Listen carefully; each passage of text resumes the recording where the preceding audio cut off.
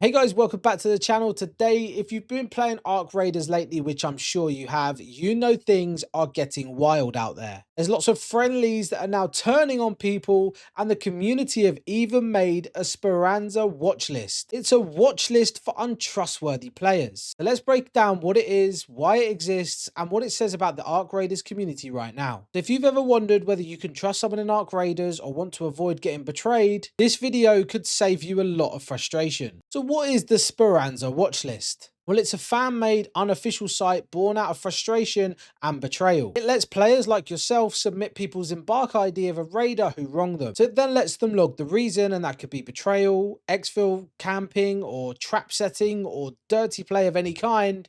So in other words, it's essentially a community registry of players considered untrustworthy. To think of it as a names and shame board. The site doesn't enforce bans or any official punishment. Like I said, it's unofficial, so it's more like a social credit scoreboard, a way for players to warn each other about other players that could do them dirty. So why did this appear, and what's the context? Well, when ARC Raiders launched, many players came together as teammates working to clear bots, gather loot, and extract cleanly. But as time has gone on, PvP has definitely grown, trust has eroded, and betrayals have skyrocketed. So what started as a friendly game is now a shoot on sight game. Actions like exfil camping, which is waiting by the extraction points, setting traps or shooting people, or teaming up to loot only to betray them a little while later to take the loot that they've got. So actions like exfil camping or teaming up to loot only to betray them later on have become very common. The community is definitely growing tired of this repeated griefing, and some players have decided to build a grassroots solution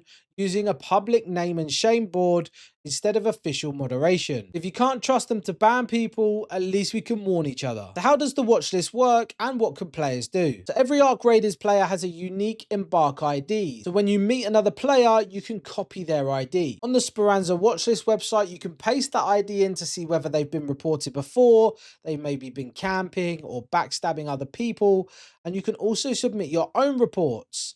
When you submit your own report, you must give a reason, but according to the site, it's all serious but satirical. The platform was built more as a community joke rather than a genuine moderation tool. The site's creator even commented and said this was born out of seeing a lot of clips of people complaining when other players played dirty. The goal was never real punishment, just a bit of community fun. What are the pros, cons, and controversy around this? Well, it gives a player a heads up, potentially avoiding teammates who have a history of griefing. It builds a sense of community accountability, even if it is not official, and it adds a fun roleplay vibe to the game because people are treating it as a wanted list, which matches the chaos of ARC Raiders. The issues that come with this though is that it is unofficial, so there's no moderation, no verification of the reports, and someone could get listed just because another player was angry or salty. Some players have accused it of being a mob reporting tool or even a form of doxing, though it doesn't reveal real identities, just game IDs. And because data input is by anyone with no verification, it may contain false or unfair reports,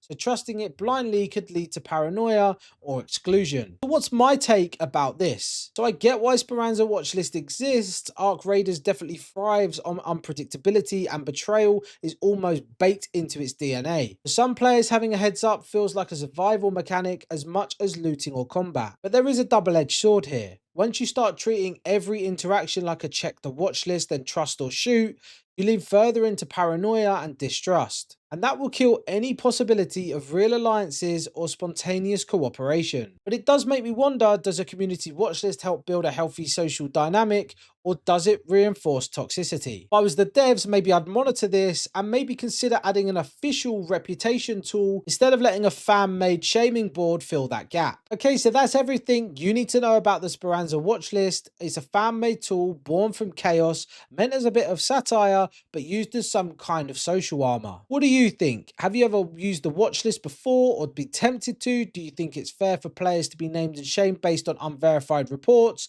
Drop your thoughts in the comments. If you enjoyed this breakdown, please leave a like, leave a hype, subscribe, and I'll see you guys next time.